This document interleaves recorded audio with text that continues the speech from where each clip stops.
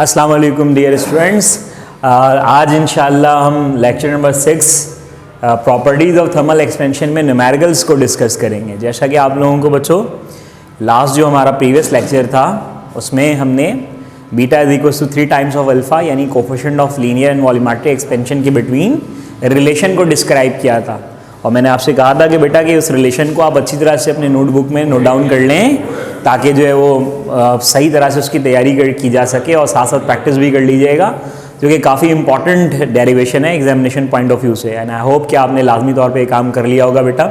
आज हमने numericals solve करने बेटा थर्मल एक्सपेंशंस के। तो सबसे पहले आप लोग टेक्स्ट बुक अपनी ले आएँ, शाबाश।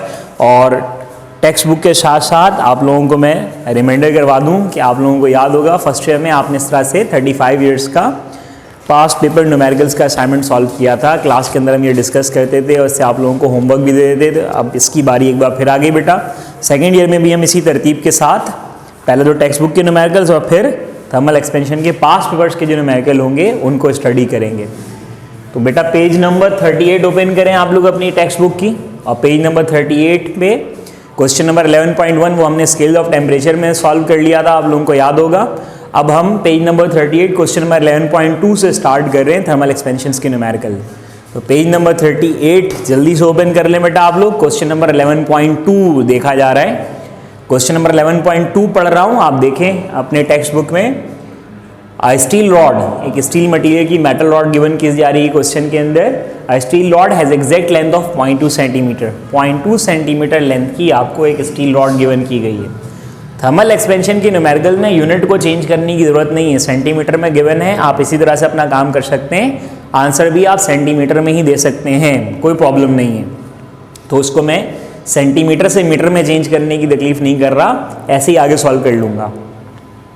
Has exact length of 0.2 centimetre at 30 degree centigrade, जबकि इस स्टील रॉड का जो टेम्परेचर T1 गिवन है वो 30 डिग्री सेंटीग्रेड गिवन है। T1 टेम्परेचर जो इनिशियल टेम्परेचर होता है ओरिजिनल रॉड का वो 30 डिग्री सेंटीग्रेड है। तो आपसे कह रहे हैं what will be its length at 60 degree centigrade. अब अगर टेम्परेचर को 30 डिग्री सेंटीग्रेड से इंक्रीज करके 60 डिग्री सेंटीग्रेड तक कर दिया जाए बेटा, 30 डिग्री सेंटीग्रेड से टेम्परेचर को हम बढ़ाकर अगर 60 डिग्री सेंटीग्रेड कर दें तो अब लेंथ क्या हो जाएगी बता दें।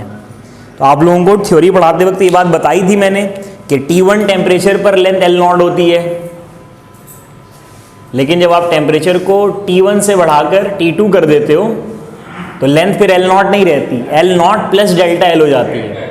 और L0 plus delta L T2 temperature पर जो लेंथ बनती है उसको हम किससे दिखाते हैं? LT से दिखाते हैं।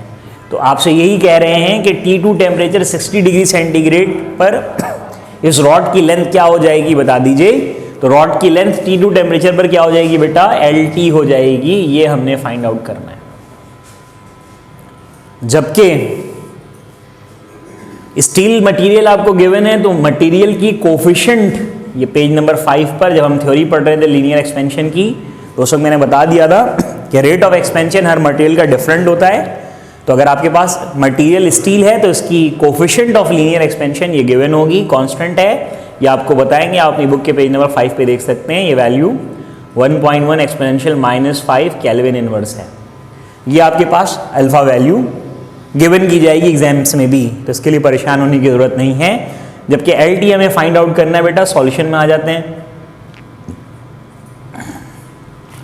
LT कैलकुलेट करने के लिए हमने जो फॉर्मूला सेट किया था थ्योरी में LT मालूम करने का, तो LT इज इक्वल टू क्या थी बेटा? L0 1 plus alpha delta T, this one. ये फॉर्मूला हमने ड्राइव किया था बेटा। अगर इस फॉर्मूले में देखें तो किस चीज़ की जरूरत पड़ रही है आपको? डेल्टा T की। तो डेल्टा T के लिए बिल्कुल परेशान नहीं हो आप, T1 T2 माइनस T1 करके डिफरेंस ऑफ टेम्परेचर निकाल सकते हैं। अब एक इंतहाई अहम बात यहाँ नोट डाउन कर लें कि टेम्परेचर्स गिवन है सेंटीग्रेड में, जबकि ऐसा यूनिट ऑफ टेम्परेचर क्या पढ़ी है हमने? केल्विन। तो क्या हम इस टेम्परेचर को केल्विन में करके टेम्परेचर डिफरेंस निकालें? नहीं, टेम्परेचर डिफरेंस निकालने के लिए टेम्परेचर्स को केल्विन में करने की जरूरत नहीं होती। क्यों? उसकी वजह यह है कि अगर आप टेम्परेचर को केल्विन में करने के बाद टेम्परेचर डिफरेंस निकालें या सेंटीग्रेड में ही रहते हुए निकाल लें, एक ही वैल्यू आएगी। इसकी जरा एक हम प्रैक्टिस कर लेते हैं। जैसे T1 टेम्परेचर 0 डिग्री सेंटीग्रेड है, स्मॉल नंबर से करके बात समझ लेते हैं। और T2 टेम्परेचर 10 डिग्री सेंटीग्रेड है। इसका टेम्परेचर डिफरेंस निकालेंगे तो T2 माइनस T1 करेंगे, तो T2 रख लेंगे 10 माइनस 0, तो डेल्टा T कितना बनेगा बेटा 10 डिग्री सेंटीग्रेड। अब इन्हीं टेम्परेचर्स को अगर हम केल्विन में कर लें और फिर टेम्परेचर डिफरेंस निकालें, देखें क्या वैल्यू आती है। तो केल्विन में अगर T1 आपने लिखना है तो 0 + 273 करना होगा, तो ये 273 केल्विन हो जाएगा, और 10 + 273 करेंगे तो ये T2 टेम्परेचर केल्विन्स में कितना हो जाएगा 373 केल्विन्स हो जाएगा। अब डेल्टा T करें, T2 minus T1, T2 value 373 और 283, 10 + 273 283 माइनस बाय 273, डेल्टा T कितना आ जाएगा बेटा 10 केल्विन। देख सकते हैं आप सेंटीग्रेड या केल्विन दोनों में ही टेम्परेचर डिफरेंस सेम आ रहा है। तो जब टेम्परेचर डिफरेंस की बात आएगी, ये याद रखना आप पूरी फिजिक्स में आपको बच्चों, टेम्परेचर डिफरेंस की जब बात आएगी तो टेम्परेचर्स को केल्विन में करने की जरूरत नहीं है, बिला वजह में टाइम ही लग जाना है, आंसर तो एक ही आएगा, डायरेक्ट निकाल लें। तो अगर मैं डेल्टा T लेना चाहूँ, जो गिवन टेम्परेचर्स हैं उनका टेम्परेचर डिफरेंस लेना चाहूँ, तो temperature difference delta T 60 minus by 30 कितना बन जाएगा बेटा 30 केल्विन। केल्विन में करके भी करूंगा तो यही आएगा, तो डायरेक्ट लिख दिया। थोड़ा स्मार्ट वर्किंग कर ली हमने, समझ आ जाना चाहिए आपको बिल्कुल। टेम्परेचर्स को केल्विन में करने के बाद अगर निकालता तब भी यही आएगा, सेंटीग्रेड से भी निकाला तो यही आएगा, तो सेंटीग्रेड से ही निकाल के केल्विन लिख दिया, तो ये टेम्परेचर डिफरेंस मिल गया आपको। अब आप इसमें वैल्यूज पुटअप करेंगे और LT निकाल लेंगे। आप वैल्यूज पुट करने के लिए जा रहे हैं बेटा, LT कैलकुलेट करने के लिए जो फॉर्मूला आपके सामने लिखा हुआ बेटा LT = L0। L0 क्या पुट कर लिया हमने, सेंटीमीटर्स में 0.2 ही रख लिया, 1 प्लस अल्फा वैल्यू कितनी है बेटा 1.1 exponential -5 multiply by delta T कितना है बेटे 30। इसको आप पूरा सॉल्व कर ले अपने कैलकुलेटर से, तो पूरा ये आंसर आपको 0.20066 सेंटीमीटर्स में चेक कर लीजिएगा आंसर। मैं तो डायरेक्ट लिख रहा हूँ, आप चेक कर लीजिएगा अपने कैलकुलेटर से, मल्टीप्लाई कीजिएगा 1.1 एक्सपोनेंशियल -5 को डेल्टा T 30 से, जो भी नंबर है उसमें 1 प्लस कर दीजिएगा, उसके बाद जो भी वैल्यू आ रही हो 1 प्लस करने के बाद उसको 0.2 से मल्टीप्लाई करा दीजिएगा, then your answers will become 0.20066 centimetre. Check कर लीजिएगा इसको। तो ये आपके पास क्वेश्चन नंबर 11.2 इस तरह सॉल्व हो गया, बड़ा आसान क्वेश्चन था। अब आप लोगों को साथ साथ में एक होमवर्क दे दे रहा हूँ, पेज नंबर 6 एग्जाम्पल नंबर 11.1, ये आप इसके बाद सॉल्व कर लीजिएगा। इसमें आपको चेंज ऑफ लेंथ निकालने के लिए कहा जाएगा, इंक्रीज या चेंज ऑफ लेंथ। तो इंक्रीज या चेंज ऑफ लेंथ निकालने का मतलब होता है डेल्टा L निकालना। इंक्रीज या चेंज ऑफ लेंथ निकालने का मतलब, जो आपको बताया था कि T1 टेम्परेचर पर होती है L0, टेम्परेचर जब बढ़ाते हैं तो मटेरियल खुद को क्या करता है एक्सपेंड। तो ये जो डेल्टा L देख रहे हो इसको इंक्रीज या चेंज ऑफ लेंथ कहते हैं। और इंक्रीज या चेंज आने के बाद T2 टेम्परेचर पर टोटल लेंथ क्या बन जाती है LT बन जाती है, जो L0 प्लस डेल्टा L के इक्वल होती है। तो अगर आपसे लेंथ पूछेंगे तो LT निकालेंगे, चेंज ऑफ लेंथ पूछेंगे या इंक्रीज ऑफ लेंथ पूछेंगे तो डेल्टा L निकालेंगे। तो इस क्वेश्चन में आपको चेंज ऑफ लेंथ या इंक्रीज ऑफ लेंथ पूछा जा रहा है, तो इसका मतलब डेल्टा L और उसका फॉर्मूला लगा करके, जो हमने थ्योरी पढ़ते वक्त फॉर्मूला बनाया था डेल्टा L का, वो फॉर्मूला लगा करके आप सॉल्व कर लीजिएगा। अब आते हैं एक बड़े इंपॉर्टेंट क्वेश्चन की तरफ। एग्जाम में आपको ये क्वेश्चन पास्ट पेपर्स में नजर भी आएगा। 11.3 क्वेश्चन के अंदर एल्युमिनियम मटेरियल का आपको एक स्फीयर गिवन किया जा रहा है। आपको एक स्फीयर दे रहे हैं, याद होगा ना आपने जब लीनियर एक्सपेंशन के बाद वॉल्यूमेट्रिक एक्सपेंशन पढ़ी थी, तो वॉल्यूमेट्रिक एक्सपेंशन में हमने 3 डायमेंशनल ऑब्जेक्ट्स की जो एग्जाम्पल ली, क्यूबाइड ली थी, एक स्फीयर लिया था। याद होगा आप लोगों को थ्योरी में, जो लेक्चर नंबर 5 का आपके पास पार्ट 2 था, उसमें हमने वॉल्यूमेट्रिक एक्सपेंशन की एग्जाम्पल एक स्फीयर भी दी थी। तो ये आपको एक स्फीयर गिवन कर रहे हैं, किस मटेरियल की बेटा एल्युमिनियम मटेरियल की। आप लोगों ने फर्स्ट ईयर फिजिक्स में जब पेंडुलम के प्रैक्टिकल किया होगा तो उसमें भी आप बॉक्स यूज करते हैं डिफरेंट मटेरियल्स के, ब्रास के, एल्युमिनियम के, कॉपर का, आयरन का, डिफरेंट मटेरियल का आप स्फीयर यूज करते हैं। बिल्कुल वही चीज़ है ये। इसका रेडियस जो गिवन किया गया 11.3 क्वेश्चन में 11.3 पढ़ने जा रहा हूं, टेक्स्ट बुक खोलें पेज नंबर 38, क्वेश्चन में 11.3 देखें जो मैं पढ़ रहा हूं। Find the change in volume of an aluminium sphere. क्या निकालनी है हमें? चेंज इन वॉल्यूम निकालनी है। किसकी वॉल्यूम में चेंज निकालनी है? एल्युमिनियम स्फीयर में, ऑफ रेडियस 0.4 मीटर। और इस स्फीयर का जो रेडियस गिवन किया गया इस क्वेश्चन के अंदर वो 0.4 मीटर गिवन किया गया। आर 0.4 मीटर रेडियस ही एल्युमिनियम मटेरियल की स्फीयर गिवन की जा रही है, उसका चेंज इन वॉल्यूम निकालने के लिए कह रहे हैं। Find the change in volume of an aluminium sphere of radius 0.4 metre when it is heated from 0 to 100 degree centigrade. यानी इनिशियल टेम्परेचर T1 0 और T2 टेम्परेचर कितना कर दे रहे हैं हम? 100 डिग्री सेंटीग्रेड। तो बता दीजिए चेंज इन वॉल्यूम क्या बनेगी? चेंज इन वॉल्यूम मतलब डेल्टा V चेंज निकालना है। What will be its volume बोल देते तो इसका मतलब टोटल वॉल्यूम निकालना होता, V0 प्लस डेल्टा V जो बनता है। लेकिन क्या कहा उन्होंने? What will be change in volume या find the change in volume of an aluminium sphere. तो चेंज के लिए हम डेल्टा V निकालने जाएंगे। और डेल्टा V अगर हम कैलकुलेट करना चाहते हैं तो उसके लिए मोर इंपॉर्टेंटली आपको मटेरियल की कोफिशिएंट चाहिए होगी। वॉल्यूमेट्रिक एक्सपेंशन है तो हमें वॉल्यूमेट्रिक एक्सपेंशन की कोफिशिएंट बीटा चाहिए होगी, जबकि गिवन अल्फा की जाएगी। एल्युमिनियम मटेरियल का अल्फा पेज नंबर 5 में देख लीजिए 2.4 एक्सपोनेंशियल -5 केल्विन इनवर्स गिवन है। ये अल्फा की वैल्यू गिवन है, पेज नंबर 5 में देख भी लेंगे आप। जबकि हमें डेल्टा V चाहिए, डेल्टा V की कोफिशिएंट अल्फा तो नहीं है, वो बीटा होती है। तो बीटा कैसे निकालें? 3 दिन से यानी 3 लेक्चर से यही बात तो समझा रहा हूं कि बीटा निकालने के लिए हम 3 मल्टीप्लाई बाय क्या कर लेते हैं? अल्फा। यानी अल्फा की वैल्यू जो भी है उसको 3 टाइम्स कर दें, मल्टीप्लाई बाय 3 मतलब। तो मल्टीप्लाई बाय 3 करेंगे तो बीटा की वैल्यू बन जाएगी 7.2 एक्सपोनेंशियल -5 केल्विन इनवर्स। ये हमने खुद से काम कर लिया, मटेरियल का अल्फा देख करके बीटा निकाल दिया। समझ आया? ये पॉइंट क्लियर हुआ? होना चाहिए बिल्कुल। डेरिवेशन भी कर ली, थ्योरी में भी देख लिया था, अब न्यूमेरिकल में अप्लाई कर दिया ला करके। ये बीटा की वैल्यू आ गई आपके पास अल्फा की मदद से 3 टाइम्स करके। जबकि डेल्टा T का जो मामला है फिर से वही हो जाएगा, डिफरेंस निकाल लें आप 100 - 0। डेल्टा T सेंटीग्रेड में ही निकाल लें, केल्विन में आ जाएगा, क्योंकि केल्विन में कन्वर्ट करके निकालेंगे तब भी यही आना है।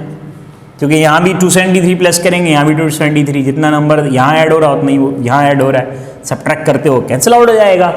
इतनी जर्नल मैथ्स आनी चाहिए भाई, इतनी बात समझ में फौरन आ जानी चाहिए। छोटे बच्चे बिल्कुल नहीं हैं आप, इतनी बात बिल्कुल अंडरस्टैंडेबल होती है। डेल्टा टी आपका बन गया, जबकि डेल्टा वी मालूम करना। और डेल्टा वी मालूम करने के लिए जो फॉर्मूला आप लिखोगे डेल्टा वी फाइंड आउट करने के लिए, तो डेल्टा वी फाइंड आउट करने के लिए जो फॉर्मूला है वो क्या होता है बेटा? Beta V not delta T. अब देखो इक्वेशन 1 इसलिए बोल दिया क्योंकि ओरिजिनल वॉल्यूम मेरे पास है नहीं, यानी इस स्फीयर का वॉल्यूम कितना नहीं जानता। रेडियस तो जानता हूँ लेकिन इसका वॉल्यूम नहीं जानता हूँ ओरिजिनल, यानी वी नॉट कितना है इसका। तो मैंने थ्योरी पढ़ाते वक्त लिखा था ना फॉर्मूला, और आप लोग फर्स्ट ईयर फिजिक्स याद कर लीजिए, वहाँ पे आपको वॉल्यूम ऑफ स्फीयर यानी वी नॉट निकालना है। अगर वॉल्यूम ऑफ स्फीयर, तो वॉल्यूम ऑफ स्फीयर के लिए फॉर्मूला लिख लें आप। क्या होता है फॉर्मूला स्फीयर्स की वॉल्यूम का? है भाई V naught is equal to 4/3 pi R cube. यहां से वी नॉट निकाल लो आप, तो 4 ऐसे ही रहेगा, पाई की वैल्यू 3.142, आर की वैल्यू रेडियस कितनी है 0.4, ऊपर क्या लगा लोगे क्यूब, और सबको डिवाइड बाय क्या कर दोगे 3। वी नॉट की वैल्यू कैलकुलेटर से 0.268 मीटर क्यूब मिलेगी। जरा चेक कर लो, ये चेक कर लो अपने पास कैलकुलेटर में, ये डिजिट 0.268 बन रहा है या नहीं। 4/3 पाई आर क्यूब से रेडियस 0.4 का क्यूब ले लिया, गिवन है। ये वी नॉट आ गया। अब आप इसको वी नॉट को इक्वेशन 1 में पुट कर लो और डेल्टा वी निकाल लो। Put in equation 1 for delta V. Equation 1 में रख रहे हैं क्या निकालने के लिए? डेल्टा वी निकालने के लिए। और डेल्टा वी निकालने का फॉर्मूला इक्वेशन 1 में जो लिखा हुआ है बेटे, इक्वेशन नंबर 1 में delta V is equal to beta, क्या निकाला बीटा? 7.2 एक्सपोनेंशियल -5 एक्सपोनेंशियल -5, ये आ गई बीटा वैल्यू। बीटा के बाद आप वी नॉट पुट कर लो। क्या सॉल्व किया आपने? 4/3 पाई आर क्यूब से 0.268, और आर रेडियस स्फीयर का कितना है 0.4, sorry beta V not delta T difference of temperature ये 100 है, वो यहाँ रख लिया आपने। और कैलकुलेटर चला लो, कैलकुलेटर चलाओगे तो 1.9 एक्सपोनेंशियल -3 मीटर क्यूब ये चेंज ऑफ वॉल्यूम मिलेगा, ये 0.0019। ये ऐसा आ रहा होगा या कुछ बच्चों के कैलकुलेटर में ऐसा आ रहा होगा, एक ही बात है 0.0019 आए या 1.9 एक्सपोनेंशियल -3 आए, 1 2 3 -3 ही तो बन रहा है, या वैसे लिख लो या ऐसे लिख लो, एक ही बात है। ये निकाल लिया क्या, चेंज ऑफ वॉल्यूम किसका, एल्युमिनियम की स्फीयर का, ये रही स्फीयर, इसका आपने चेंज ऑफ वॉल्यूम कैलकुलेट कर लिया। और यहाँ पर ये इससे पहले जो क्वेश्चन नंबर 11.2 था इसमें आपने लेंथ मालूम की थी, what will be its length T2 temperature पर, तो वो LT था। और होमवर्क जो दिया है मैंने पेज नंबर 6 11.1 उसमें आपको इंक्रीज या चेंज ऑफ लेंथ निकालना होगा डेल्टा L। तो ये टेक्स्ट बुक का आपका 2 क्वेश्चन 11.3 काफ़ी इंपॉर्टेंट है। 11.3 एग्जामिनेशन पॉइंट ऑफ व्यू से एग्जाम में ये क्वेश्चन बनता है। बाकी फिर डिफरेंट क्वेश्चन है पास पेपर्स के अंदर, पास पेपर में फिर डिफरेंट तरह से क्वेश्चंस पूछे जाते हैं। एक क्वेश्चन में बिल्कुल ऐसे ही पास पेपर का मैं आपके सामने अभी लिख देता हूँ और आपसे कहता हूँ कि वो आप होमवर्क कर लें, क्योंकि आपकी प्रैक्टिस तो भाई सबसे ज़्यादा ज़रूरी है ना। सिर्फ मैं तो सॉल्व करता चला जाऊँगा, रूंगा थोड़ी ना।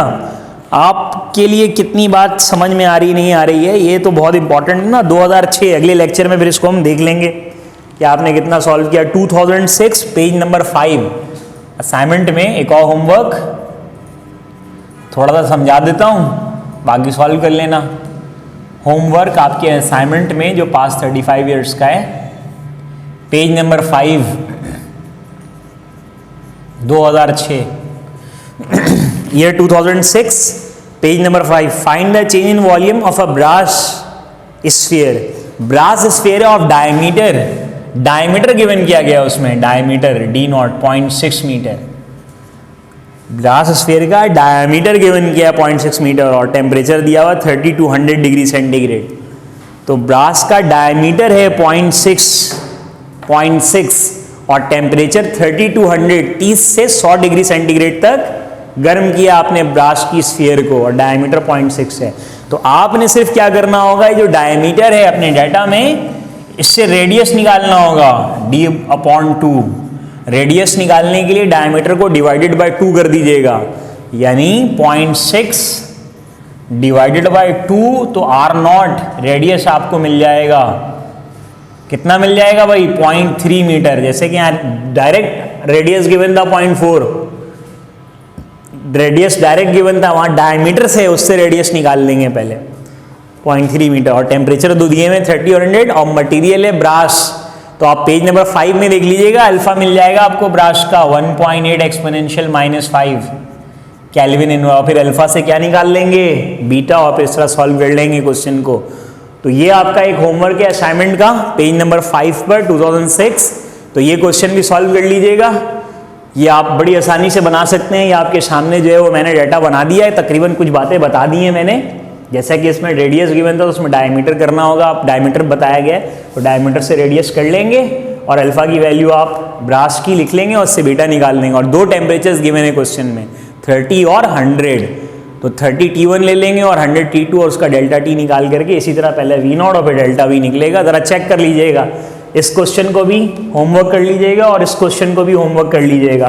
तो थर्मल एक्सपेंशन के 2 क्वेश्चन मैंने बता दिए, 2 आप तरतीब से कर लेंगे तो ये कि न्यूमेरिकल की आपकी पहली प्रैक्टिस हो जाएगी थर्मल एक्सपेंशंस के। बाकी मैंने आपसे कहा था कि असाइनमेंट में स्केल ऑफ टेम्परेचर के भी न्यूमेरिकल हैं स्टार्टिंग पेजेस में, तो उसकी भी प्रैक्टिस कर लें थोड़ी सी, तो वो आपके रूटीन में आ जाएगा। तो देख लीजिएगा असाइनमेंट के न्यूमेरिकल। अभी हमने नेक्स्ट लेक्चर के अंदर जो मैं इसके बाद जो इसका दूसरा पार्ट होगा चैप्टर लेक्चर नंबर 6 का पार्ट B या पार्ट 2, जिसमें हम न्यूमेरिकल ऑफ थर्मल एक्सपेंशंस को फिर पास पेपर से देखेंगे और पास पेपर से जो थोड़े से ट्रिकी क्वेश्चंस हैं, डिफिकल्ट क्वेश्चंस हैं, उनको भी हम एक्सप्लेन करेंगे। तो इंशाल्लाह इतनी प्रैक्टिस आप लोग कर लें पहले, फिर नेक्स्ट लेक्चर में आप लोगों से मुलाकात होगी, उसमें जो है वो हम फिर मजीद न्यूमेरिकल पास पेपर्स के देखेंगे। तो अगली क्लास में जब आप बैठेंगे तो पास पेपर कैलकुलेटर वगैरह लेकर बैठिएगा ताकि आप ज़्यादा बेहतर प्रैक्टिस कर सकें। थैंक यू वेरी मच, अपना बहुत ख्याल रखिएगा, घर पे रहिए, महफूज रहिए।